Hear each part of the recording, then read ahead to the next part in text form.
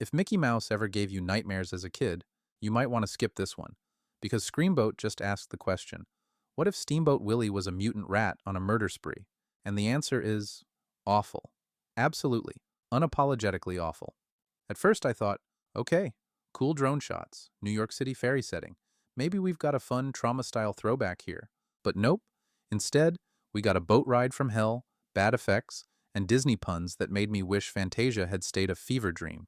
Stay with me. I'm breaking down the good, yes, there's some, the stupid, there's so much, and why the end credits made me say, no sequel please, out loud. Screamboat starts off with what should have been a routine late-night ferry ride through New York Harbor. Bachelorette parties, grumpy cops, a couple of tourists, a classic New York mix. But deep in the shadows of the engine room, something ancient is stirring. Meet Willie, a mouse that was experimented on to become more animated. Years ago, the ferry's captain, Walter, freed him, but during a storm, Walter died, and Willie was left behind, alone, trapped, angry. For 90 years, he's been haunting the boat, looking for his long-lost love. And tonight, he's done waiting. When Willie finally emerges, he's not just gnarly, he's mutated, monstrous, and equipped with super strength. As passengers start disappearing and chaos erupts, the survivors must figure out how to stop him and escape the ferry alive. It's not a whodunit. It's a what the heck is that dunnit? All right, I'll try to be fair. Because somewhere beneath the chaos, there are a couple of bright spots floating in this sea of nonsense. First up, Jesse Posey as Pete and Jared Lindsay as Moses. Believe it or not, these two actually do a solid job.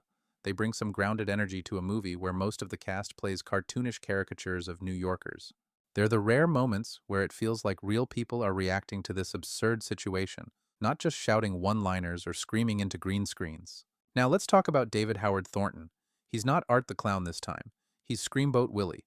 I really wanted to like his performance, but between the clunky makeup, the rubbery mask, and some of the worst CGI superimposing I've ever seen, it's hard to take him seriously, or even be scared. Every time Willie shows up, it's like he was edited with Microsoft Paint. It pulls you right out of the moment. The effects and creature design try to channel old-school 80s horror, lots of fog, lots of shadows, but instead of nostalgic, it just feels cheap. There's no tension, no suspense, just moments that want to be scary, but end up laughable. The humor? Practically missing. The movie leans hard on Disney puns, but most of them fall completely flat.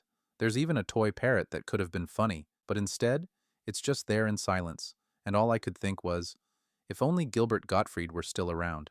Rest in peace! Now, here's the part where the movie almost had me. There's actually a tragic angle to Willie's story. He wasn't just some evil rodent. He was experimented on, mistreated, and then freed by the one person who showed him kindness, Captain Walter. When Walter died during a storm, Willie was left alone, and for 90 years he stayed on that ferry, hoping, searching, believing his lost love would return. That's twisted, sure, but it's also kind of sad. Willie doesn't just want to kill, he wants to find her, and the movie even builds to this fake-out moment where Selena pretends to be his long-lost love to distract him, only to strike when he lets his guard down. It could have worked.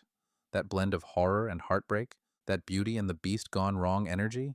But the movie doesn't slow down long enough to earn it. It's too caught up in the gimmicks, too busy trying to shock.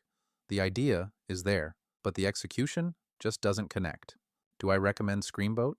No, and let me say it again. No. This is one of those movies that thinks it's so bad it's good, but really, it's just bad. I love cheesy horror. I live for so bad it's good. But this ain't it. Yes, it's got some throwback charm, like old-school trauma-level energy, but the story is dumb, the humor doesn't land, and the effects are downright painful. The scares fall flat, and the only thing that floats is the boat. And to make matters worse, the movie leaves things wide open for a sequel. Yup, there's a mid-credit scene. So if you somehow survived the runtime and thought, at least it's over, surprise. No thanks. That's it for today's review of Screamboat, the horror flick that left me seasick. If you're curious, give it a watch. But if you value your time, your brain, or your love for horror, steer clear. Don't forget to like, subscribe, and hit that bell so you never miss a review. Also, comment below with your favorite so bad it's good horror movie. I need to wash this one out of my memory. Until next time, stay bold, stay weird, and always stay rated.